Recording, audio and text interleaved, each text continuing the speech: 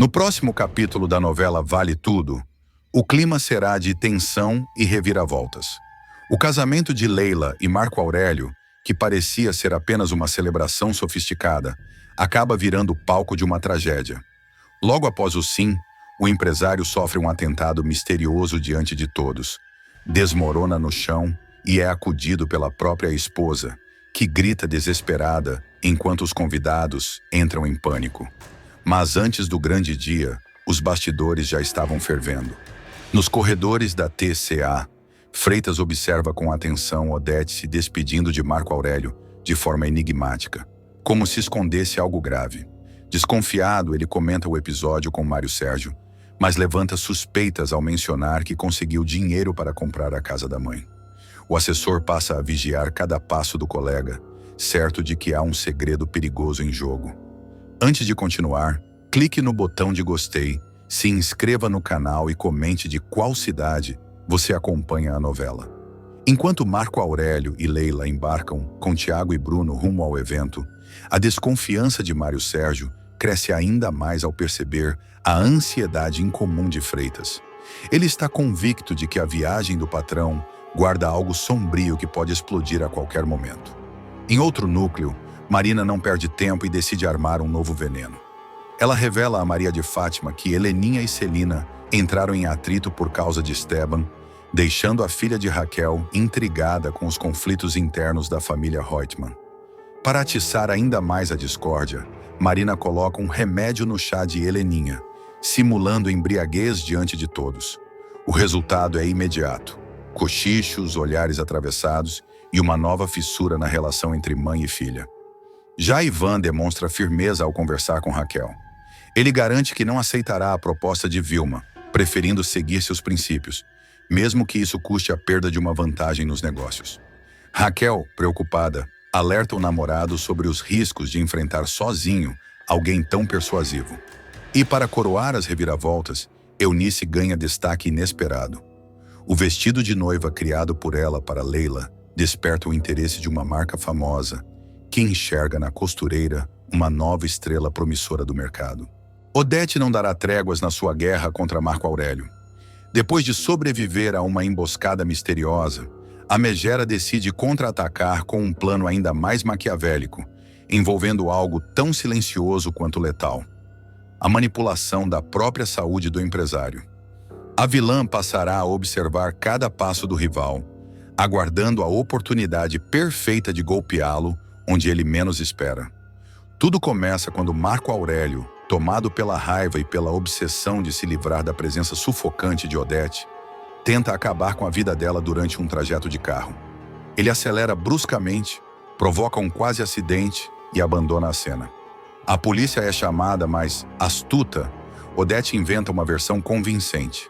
Afirma que foi vítima de uma tentativa de assalto, um ato criminoso comum em estradas isoladas. Mesmo assim, em seu íntimo, tem plena certeza de que o verdadeiro mandante da sua quase morte foi Marco Aurélio. A partir daí, jura vingança com sangue nos olhos.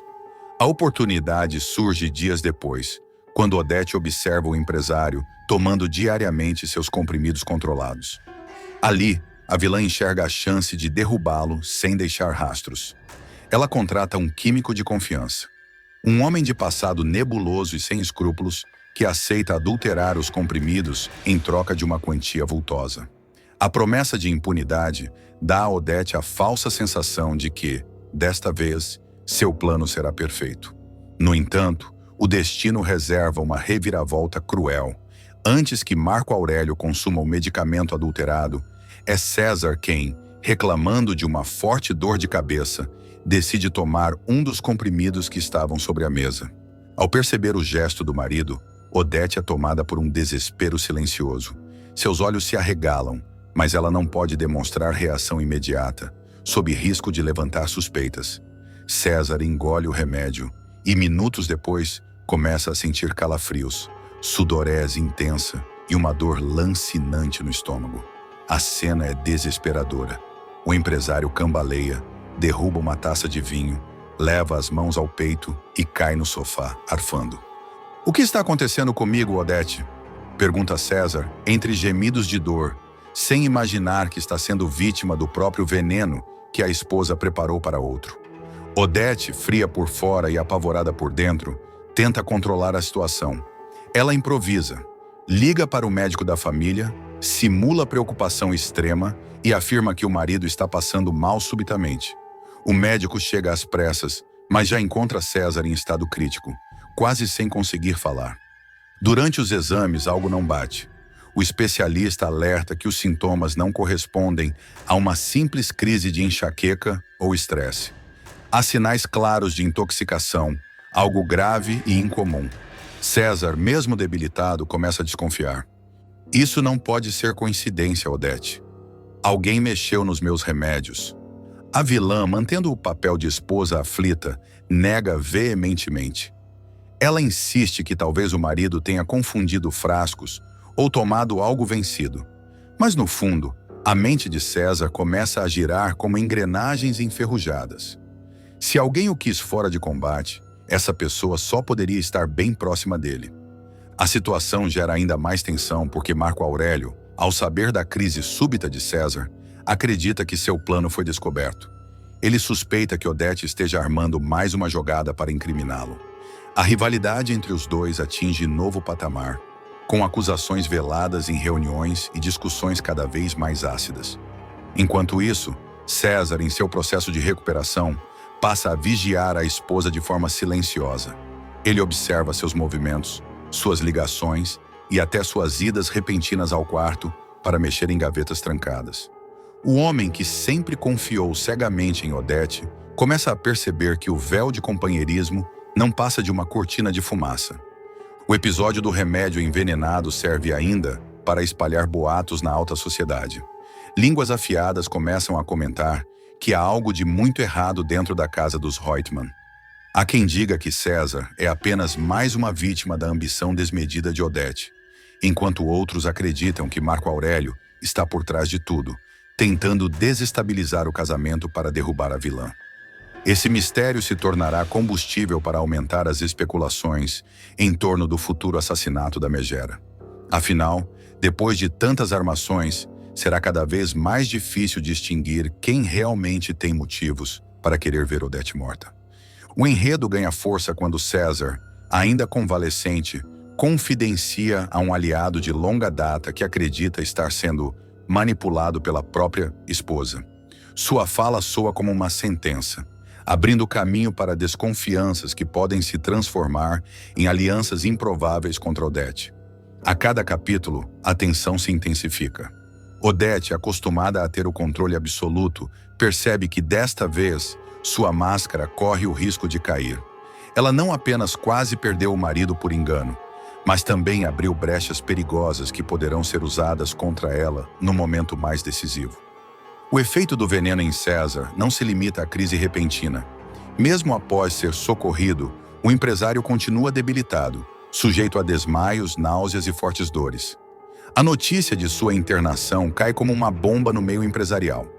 Odete, sempre estratégica, transforma a tragédia em oportunidade. Finge ser a esposa zelosa, visita o marido todos os dias no hospital e posa para fotógrafos ao lado do leito, alimentando a narrativa de que está sofrendo. Na verdade, usa o episódio para manipular a opinião pública e desestabilizar Marco Aurélio. Assim que recupera parte da lucidez, César começa a interrogar os médicos em segredo. Ele exige detalhes sobre os exames toxicológicos. Quer saber qual substância foi encontrada em seu organismo. Descobre com espanto que se tratava de um veneno raro, algo impossível de ter aparecido por engano. Isso não foi acidente. Alguém quis me matar, diz ele com a voz fraca, mas firme para o médico. A dúvida passa a consumir sua mente. Teria Marco Aurélio planejado um atentado? Ou a própria Odete, sua esposa, mexera nos comprimidos? César não revela a ninguém suas suspeitas, mas decide vigiar a todos em silêncio. Enquanto César se recupera, Odete aproveita para reforçar suas jogadas. Com a imprensa já em polvorosa, ela insinua que Marco Aurélio é o grande interessado em tirá-la e é o marido do caminho. Espalha boatos de que o empresário teria tentado matá-la no carro e agora estaria por trás da misteriosa intoxicação de César. Em reuniões da TCA, Odete eleva o tom. Não é coincidência que essas tragédias caiam sobre minha família. Alguém quer destruir os Reutemann por dentro. E todos sabemos quem tem mais a ganhar com isso. Marco Aurélio explode, mas sua fúria só aumenta as suspeitas. Ele passa a ser visto como um homem desequilibrado, capaz de tudo. Já de volta para casa, ainda pálido e debilitado, César convoca discretamente um detetive particular. Quer saber quem teve acesso ao seu quarto, aos comprimidos e aos frascos guardados por Odete. O investigador começa a seguir discretamente os passos da vilã. Em paralelo, César toma uma decisão inesperada. Passa a registrar em um diário todas as suas percepções sobre Odete, Marco Aurélio e os bastidores da TCA. Ele acredita que sua própria vida está em risco e decide deixar provas caso algo lhe aconteça. O clima em torno da família Reutemann se torna insuportável. Odete não consegue mais controlar todas as narrativas. Cada gesto seu é observado com atenção por aliados e inimigos. A cada crise de César, a desconfiança aumenta. Raquel, irônica, comenta com amigos. Não me surpreenderia se um dia Odete fosse encontrada sem vida. Ela mesma está plantando o terreno para sua própria queda. Esse ambiente de paranoia será fundamental para o mistério que marcará a trama. Quando Odete for finalmente assassinada, todos terão motivos. César com a cicatriz do veneno, Marco Aurélio humilhado e acusado, e tantos outros que a vilã feriu ao longo do caminho. Ainda focada em se reerguer na vida, Maria de Fátima perceberá que não pode lutar sozinha contra a poderosa Odete Reutemann. A ambição da filha de Raquel, já conhecida por sua habilidade em manipular situações a seu favor, encontrará um terreno fértil quando ela esbarrar numa personagem igualmente sagaz, Ana Clara. A aproximação das duas não será fruto de amizade genuína, mas sim de interesse e de um objetivo em comum: destruir a bilionária que comanda a TCA. O encontro improvável começará a se desenhar quando Fátima, sempre atenta aos movimentos de Odete, descobre que a vilã guarda um segredo estarrecedor. A alpinista social seguirá a megera em um de seus deslocamentos misteriosos e ficará chocada ao presenciar algo que mudará completamente o rumo de sua trajetória. Odete esconde Leonardo, seu filho dado como morto há anos. Esse segredo, guardado a 7 chaves, é o maior trunfo da empresária. Para todos, Leonardo havia falecido em um acidente trágico, mas a verdade é que ele sobreviveu, embora preso a uma cadeira de rodas e mantido em reclusão pela própria mãe. Chocada e ao mesmo tempo excitada com a oportunidade de transformar tal descoberta em lucro, Fátima não perde tempo. Exige uma generosa mesada em troca de seu silêncio. Enquanto isso, Ana Clara, que entrou na vida de Leonardo após a morte de Nise, também descobre seu próprio caminho para se aproximar da fortuna dos Reutemann. De cuidadora dedicada, ela se transforma em esposa do rapaz e começa a pressionar Odete com exigências cada vez mais ousadas. Se antes parecia apenas uma moça interesseira, agora Ana Clara demonstra que pode ser uma ameaça real à matriarca da TCA. A união das duas mulheres se tornará inevitável. Fátima, cansada de viver à sombra das migalhas oferecidas por Odete, enxerga em Ana Clara uma parceira de peso. Já Ana Clara, percebendo que a filha de Raquel é ardilosa e capaz de jogar sujo quando necessário, decide se aproximar da jovem, formando uma aliança de conveniência. O primeiro contato acontece de maneira quase acidental. Ana Clara, desconfiada das visitas de Fátima ao casebre onde Leonardo vive escondido, resolve confrontá-la. "Eu sei muito bem quem você é", Maria de Fátima dispara à ex-cuidadora, revelando que conhece a identidade da alpinista social e que não será enganada com facilidade. Esse embate inicial não afasta as duas. Pelo contrário, abre espaço para que entendam que podem tirar proveito uma da outra. Odete, sempre vigilante, não demora a perceber que há algo errado. Ao descobrir a aproximação da nora indesejada com Fátima, reage com sua fúria característica. Ameaça cortar qualquer tipo de benefício financeiro se Ana Clara continuar se encontrando com a filha de Raquel. Mas Maria de Fátima não é do tipo que se intimida com ameaças, nem mesmo quando vem da mulher mais temida do Rio de Janeiro. Ela marca um encontro secreto com Ana Clara. O cenário escolhido é simbólico. Uma praia afastada, onde as duas caminham lado a lado, expondo seus planos e testando a confiança mútua. Entre olhares desconfiados e frases carregadas de veneno, Fátima propõe algo que mexe diretamente com a ganância da parceira. Uma parceria contra Odete. Sozinhas, somos apenas peças descartáveis para ela. Mas juntas podemos virar o jogo, dispara a jovem, deixando claro que o objetivo não é apenas arrancar mesadas, mas sim minar o império da megera. A química entre as duas chantagistas é explosiva. De um lado, a frieza calculista de Fátima. De outro, a ousadia de Ana Clara, que já mostrou não ter escrúpulos ao se casar com Leonardo, visando apenas sua fortuna. Esse pacto sombrio não tardará a render frutos e perigos. Pouco tempo depois, o destino dá mais uma reviravolta. Odete sofre um atentado. A cena promete paralisar o público.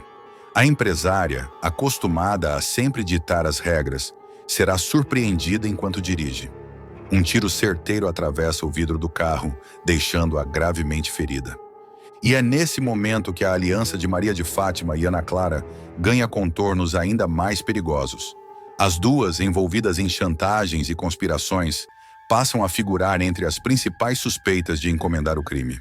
A polícia, a imprensa e até mesmo a família Reutemann começam a especular. Afinal, quem teria motivos para querer Odete morta? Enquanto César surge como beneficiário de metade da TCA, herdada após o atentado, os olhares se voltam também para as duas jovens, que vinham apertando cada vez mais o cerco contra a megera. Em conversas carregadas de segundas intenções, Fátima e Ana Clara deixam escapar insinuações que levantam dúvidas, até mesmo entre si. Seriam cúmplices ou rivais disfarçadas? As ruas sussurram, os corredores da TCA fervem e as rodas de fofoca se inflamam. A aliança poderosa de Fátima e Ana Clara pode se transformar na maior ameaça já enfrentada por Odete Reutemann, e talvez até no seu golpe final. A notícia do atentado contra Odete Reutemann se espalhará como um incêndio. O choque será imediato. Jornais, rádios e a televisão não falarão de outra coisa. A megera, sempre retratada como indestrutível, estará entre a vida e a morte, e a pergunta ecoará em todos os lugares. Quem tentou matar Odete Reutemann? A polícia abrirá uma investigação intensa, cercando a família e seus desafetos. A cada interrogatório, novas contradições surgirão. Maria de Fátima, ao ser questionada, mostrará sua frieza habitual. Fingirá espanto, baterá no peito e jurará inocência, enquanto por dentro vibra com a possibilidade de ver sua rival fora de cena. Ana Clara, por sua vez, vacilará. Nervosa, cometerá deslizes que levantarão suspeitas ainda maiores. Os detetives logo perceberão que ambas tinham motivo e oportunidade para armar o crime. Fátima pela chantagem descoberta e Ana Clara pelo casamento de fachada com Leonardo. A aproximação recente das duas se tornará alvo de especulação. Coincidência ou pacto de sangue? Enquanto isso, Leonardo será uma peça-chave nesse tabuleiro. Fragilizado pela cadeira de rodas e confinado ao casebre, o rapaz será manipulado pelas duas. Ana Clara insistirá que está agindo por amor, tentando proteger o marido da mãe dominadora. Fátima, com sua lábia venenosa, dirá que quer apenas justiça, quando na verdade só pensa em arrancar vantagens financeiras. Do hospital, Odete despertará em fúria. Com a voz fraca, mas ainda carregada de veneno, ela exigirá saber quem ousou atacá-la. Seus olhos, mesmo debilitados, refletirão ódio e desconfiança. Para a surpresa de todos, ela pedirá para ver apenas César. A jogada deixará claro que, mesmo ferida, a megera não perdeu o controle do tabuleiro. Mas os rumores crescerão. O nome de Maria de Fátima circulará entre os corredores da alta sociedade como uma das principais suspeitas. A filha de Raquel, porém, usará a imprensa a seu favor, chorando diante das câmeras e jurando que só queria um lugar ao sol. O público dividido passará a enxergá-la como vítima de um sistema cruel ou como a vilã mais perigosa depois da própria Odete. Ana Clara, acuada, se tornará cada vez mais imprudente. Em um acesso de desespero, confidenciará a um jornalista parte do segredo. Leonardo está vivo. A bomba cairá como uma explosão no seio dos Reutemann, destruindo a farsa mantida por Odete por tantos anos. A revelação dividirá a família. Alguns verão Ana Clara como oportunista barata, outros como a mulher que finalmente expôs a verdade. Fátima, atenta, aproveitará o caos para se aproximar ainda mais de César, insinuando uma parceria que pode dar a ela acesso ao coração financeiro da TCA. O suspense aumentará quando uma nova pista surgir. A bala que atingiu Odete pertencia a uma arma registrada em nome de alguém muito próximo da família.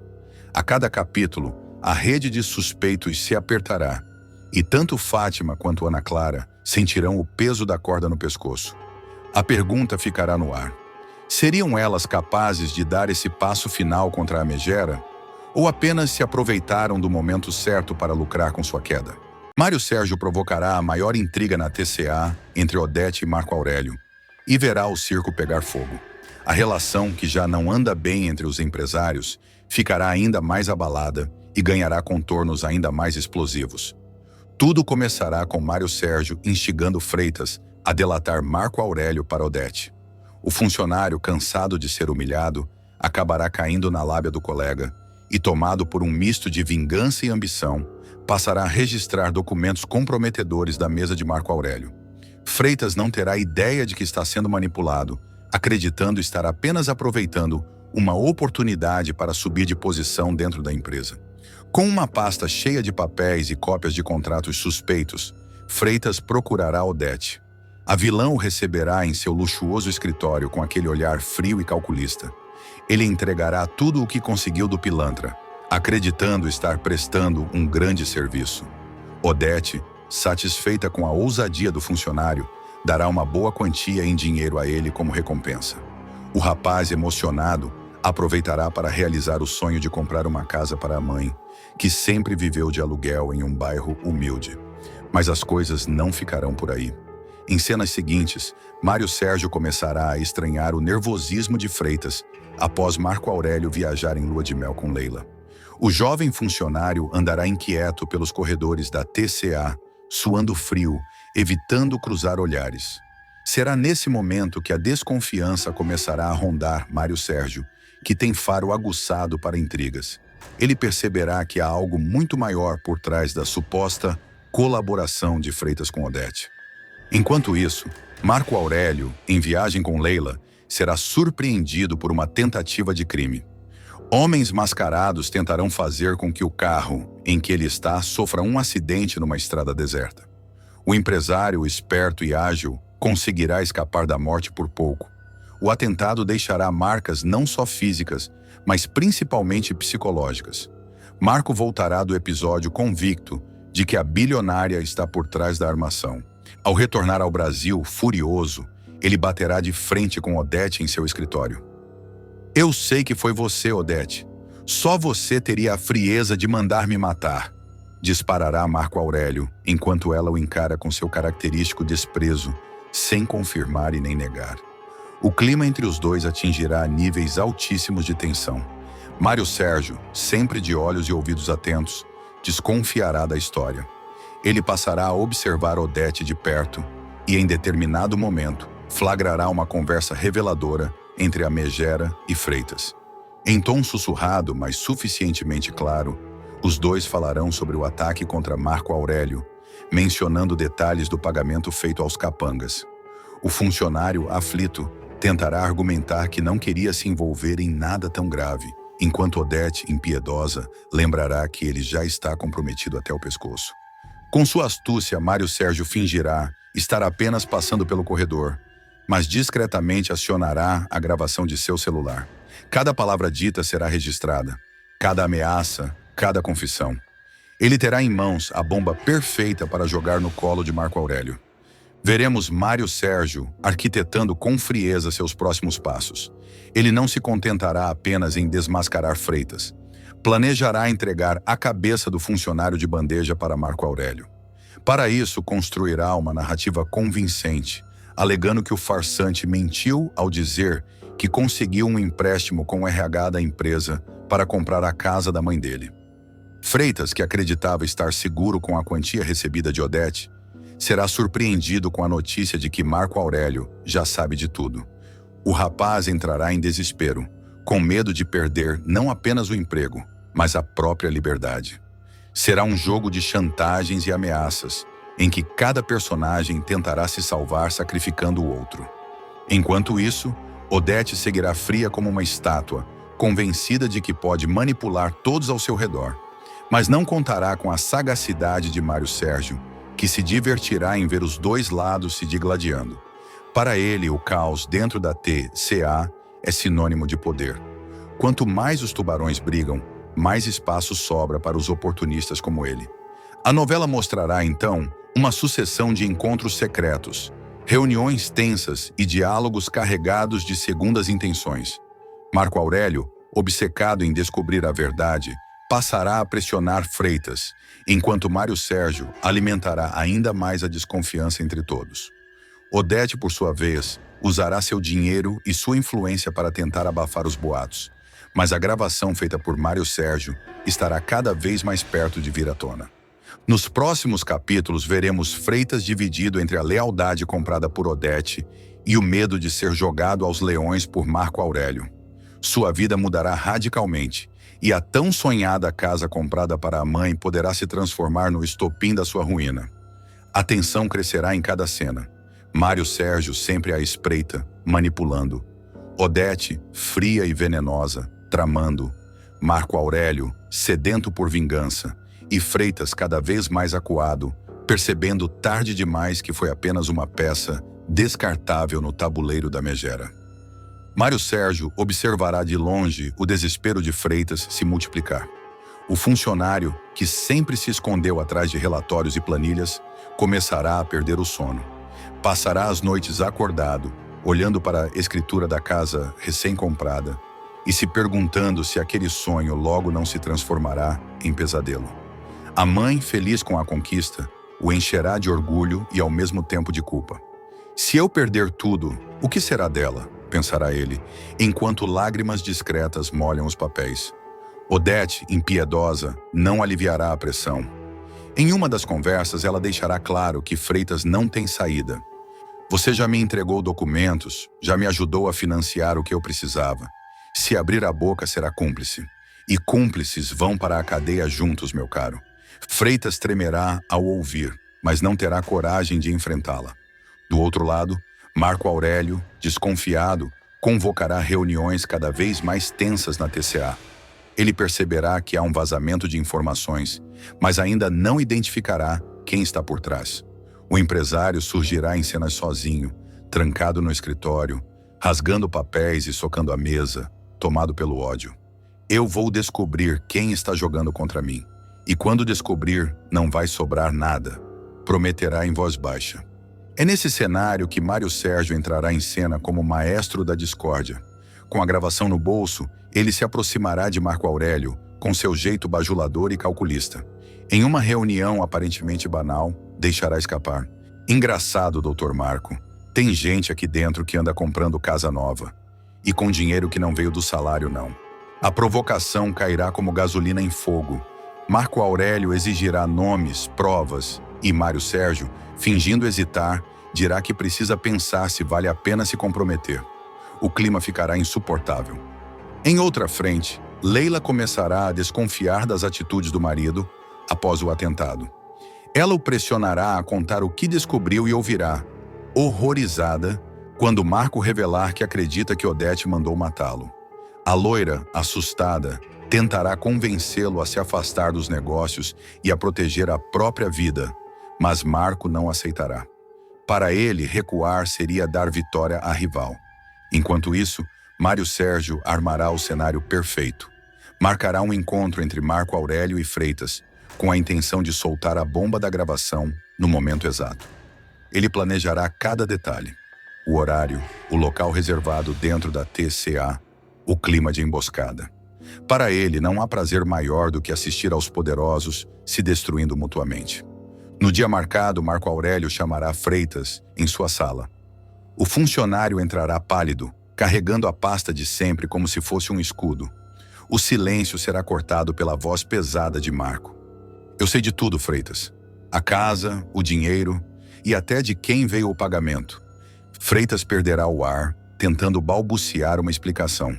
Mas antes que consiga, a porta se abrirá e Mário Sérgio surgirá com um sorriso frio, segurando o celular na mão. Ele se colocará entre os dois, como um diretor pronto para dar início à cena principal. Quer ouvir a verdade, Marco? Pois escute isso. E ao apertar o play, a gravação ecoará pelo escritório. A voz de Odete, firme, ordenando o silêncio, e a de Freitas, nervosa, confessando detalhes do acordo, preencherão o ambiente. Marco Aurélio, estarrecido, fechará os punhos, sentindo o sangue ferver nas veias. Freitas, encolhido, implorará com os olhos para que o colega não termine a exposição. Mas Mário Sérgio não parará. Ele aumentará o volume, saboreando cada segundo da revelação.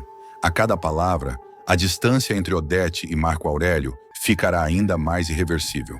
César revela sua verdadeira face, grava Odete com suspeitos de crime e vilã acaba em suas mãos. O jogo de poder vai ganhar novos contornos quando o ex-modelo, que até então parecia ser apenas mais um fantoche nas mãos de Odete Reutemann, mostrar que nunca foi tão ingênuo quanto parecia. A ambição de César vai falar mais alto, e ele começará a atrair a confiança da megera. O rapaz passará a revelar seu verdadeiro lado, frio, calculista e disposto a tudo para arrancar proveito dessa relação. O que parecia ser apenas um capricho ou uma estratégia de sobrevivência se transformará em um jogo perigoso de chantagens, espionagem e segredos que podem implodir a TCA de uma vez por todas. De acordo com as tramas que vêm se desenrolando, César ficará intrigado com a forma como Odete reage ao atentado contra Marco Aurélio. Enquanto todos à sua volta demonstram choque, desespero ou, ao menos, uma sombra de compaixão, a bilionária mantém a frieza de sempre, quase como se tivesse esperado pelo golpe contra o próprio genro. Essa postura vai acender o alerta no marido recém-empossado, que passa a desconfiar que a própria esposa possa estar por trás do atentado. César, que sempre viveu entre aparências, perceberá que está diante de uma mulher que também sabe manipular como ninguém. Mas para ele, a diferença é clara. Se Odete manipula por prazer e controle, ele começará a manipular por sobrevivência e, sobretudo, por ambição. Decidido a investigar, César não pensará duas vezes antes de armar um esquema arriscado. Ele passará a gravar, às escondidas, cada movimento suspeito da esposa. Usando pequenos gravadores escondidos em gravatas, relógios e até em taças de cristal, o ex-modelo recolherá conversas comprometedoras da vilã com pessoas que orbitam o submundo empresarial e político. Entre eles, aparecem suspeitos ligados a fraudes fiscais, manipulação de ações e até negociações obscuras envolvendo contratos da TCA. Odete, sempre desconfiada, logo notará que o comportamento do marido está diferente. Ele, que antes parecia um príncipe encantado obediente, começa a fazer perguntas demais, se ausentar em horários improváveis e demonstrar um interesse incomum em reuniões da alta cúpula da empresa. A megera, incomodada, perceberá que o controle que julgava ter pode estar escapando por entre seus dedos. Pouco depois, César terá acesso a uma informação bombástica. Pelo contrato de casamento, ele herdará automaticamente 50% do grupo TCA caso Odete venha a morrer. Esse detalhe, que antes parecia apenas uma cláusula protocolar, cai como uma bomba em seu colo. A revelação aumentará ainda mais sua tentação de agir de forma ardilosa. A ideia de se livrar da esposa e se tornar um dos homens mais poderosos do país começa a lhe rondar a mente como uma sombra constante. César passará noites em claro, imaginando cenários, elaborando estratégias e até testando pequenos passos de chantagem para medir até onde pode ir. Em uma das cenas, ele a confronta de forma sutil, insinuando que sabe mais do que deveria. Odete, altiva, reage com sarcasmo, mas pela primeira vez sua expressão de frieza será ameaçada por uma ponta de medo. Mas não será apenas Odete quem perceberá a mudança. Olavo também notará os olhares de cobiça. Sempre perspicaz, o playboy criticará César abertamente, alertando-o de que ninguém manipula Odete sem pagar um preço alto. O embate entre os dois homens criará uma tensão extra dentro da mansão, e o clima ficará cada vez mais insuportável. Olavo acusará César de ser apenas um oportunista, um aproveitador que César, sem perder a pose, responderá com ironia, dizendo que, diferentemente de Olavo, ao menos ele sabe manter Odete satisfeita. Enquanto isso, César continuará a jogar com a esposa, mesclando momentos de carinho e devoção com atitudes dúbias e calculadas. Em cenas intensas, ele aparecerá ao lado de Odete em festas, jantares e reuniões, sempre como um marido impecável, mas ao mesmo tempo mantendo conversas secretas com pessoas que desejam vê-la cair. A cada passo, César se mostrará mais próximo de assumir não apenas uma fatia da fortuna, mas também o papel de manipulador número 1 da trama. Para Odete, será uma experiência inédita sentir-se vigiada e ameaçada dentro do próprio lar. Acostumada a ser a dona do jogo, a rainha do tabuleiro, ela começará a perceber que talvez tenha permitido a entrada de um inimigo disfarçado de aliado.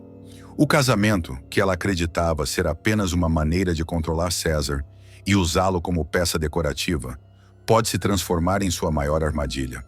As gravações feitas pelo ex-modelo se acumularão em pastas secretas, guardadas em cofres e pendrives escondidos. A cada novo diálogo registrado, César se aproximará mais de colocar Odete de joelhos. Quando Odete perceber que César está cada vez mais seguro de si, ela reagirá como sabe, com veneno na ponta da língua e um plano na manga. A megera fingirá que ainda o tem nas mãos, preparando armadilhas para testar sua lealdade. Jantares com empresários estratégicos, viagens de negócios improvisadas e até encontros íntimos fora da rotina servirão de isca para descobrir até onde o marido ousa ir.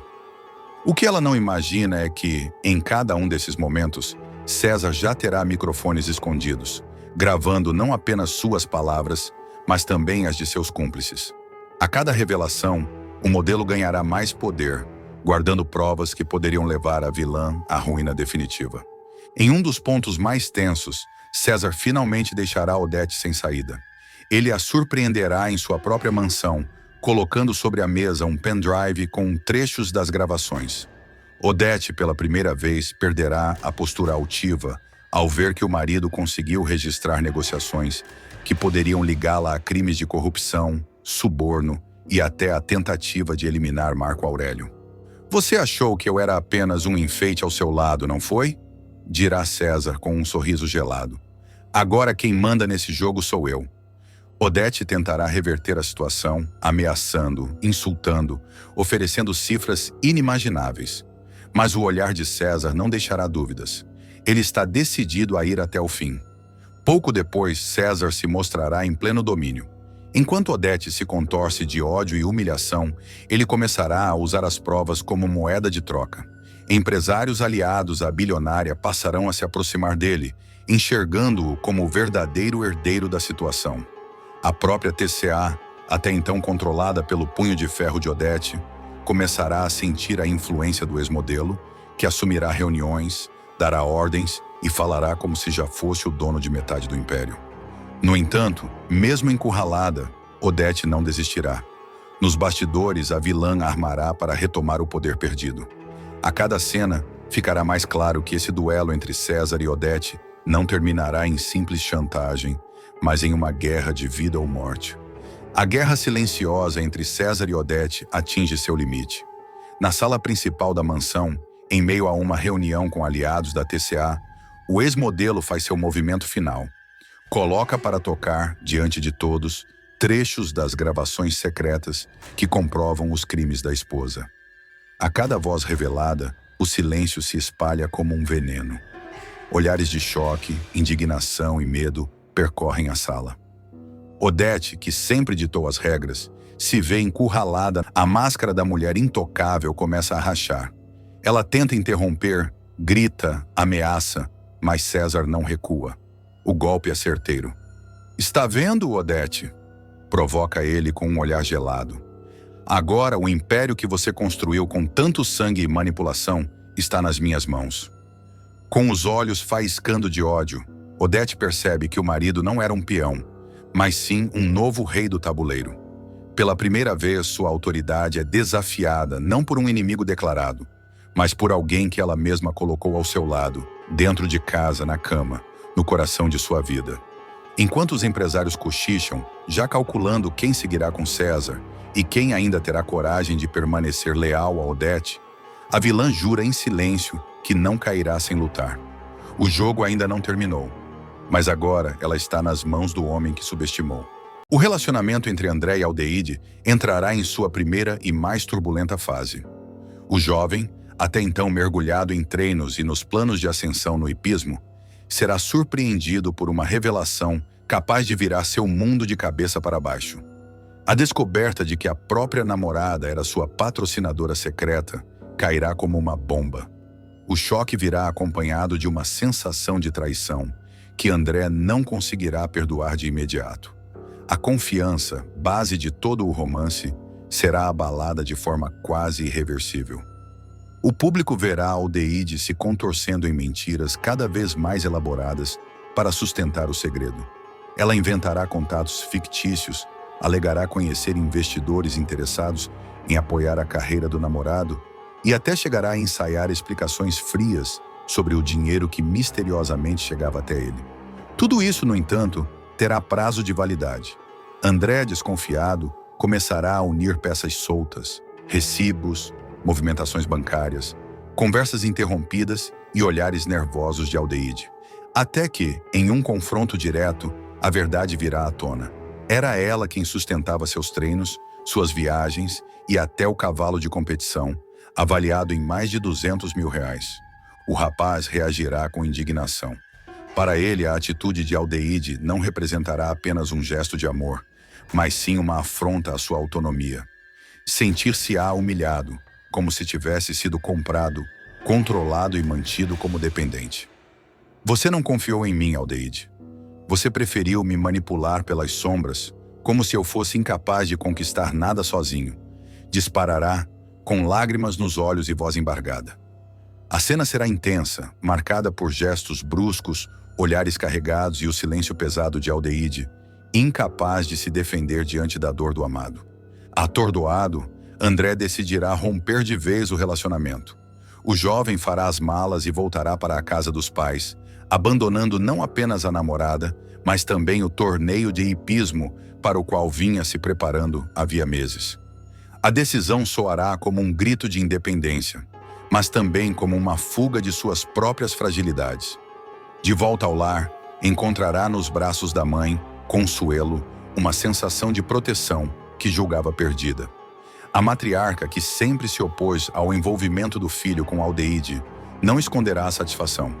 Para ela, o término representará uma vitória contra a rival de longa data. Eu sempre soube que essa ruiva não servia para você, meu filho. Agora você está em casa, de volta onde nunca deveria ter saído, comemorará com um sorriso que mistura alívio e certo gosto de vingança. Mas a crise não parará por aí. O rompimento exporá feridas antigas e abrirá espaço para novas disputas. André, mesmo magoado, não conseguirá apagar da mente a intensidade do amor que sente por Aldeide. Ao mesmo tempo, se verá consumido por dúvidas. Teria ela agido por egoísmo ou por devoção? A relação que parecia sólida se fragmentará em contradições dolorosas. Enquanto isso, Aldeide mergulhará em desespero. A ruiva, que sempre acreditou estar protegendo André ao esconder sua identidade como patrocinadora, será tomada pelo arrependimento. Sozinha, ela revisitará cada escolha, cada mentira, cada justificativa inventada, e perceberá que, ao tentar salvar o namorado de frustrações, acabou provocando a maior delas. Nos bastidores da hípica, a notícia se espalhará rapidamente.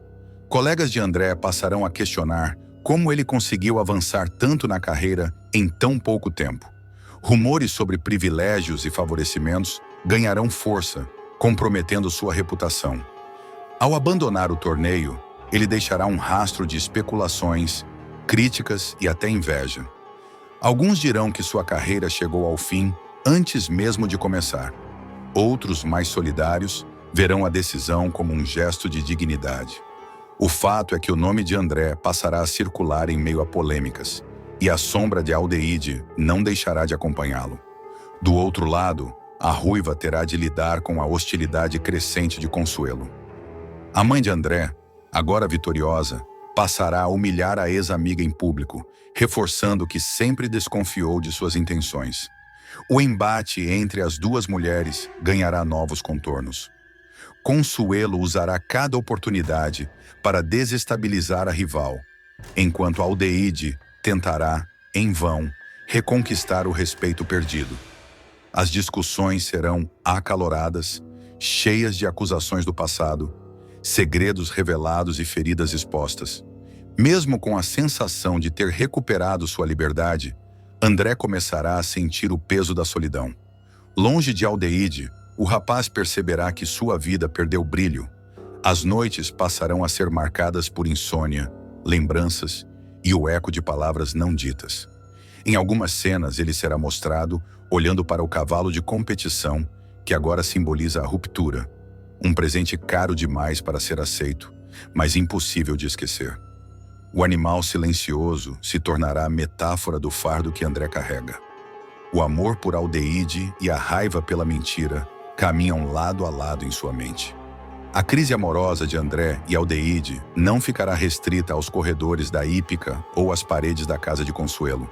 Nos círculos sociais, a notícia correrá como rastilho de pólvora. Amigos de longa data, conhecidos distantes e até curiosos, começarão a comentar os bastidores do término. Não demorará para jornalistas especializados em esportes e colunas sociais descobrirem que o cavalo comprado por mais de R$ 200 mil tem como financiadora uma figura íntima do cavaleiro. Manchetes insinuarão que André nunca foi um atleta independente, mas apenas um garoto bancado pela namorada rica. Essa exposição pública será devastadora para ele, que sempre buscou reconhecimento por mérito próprio. A hípica, ambiente marcado por rivalidades silenciosas, se transformará em palco de especulações, críticas veladas e até boicotes. Apesar da rejeição, Aldeide se recusará a aceitar o fim. Movida pela paixão e também pelo orgulho, ela tentará reconquistar André a qualquer custo.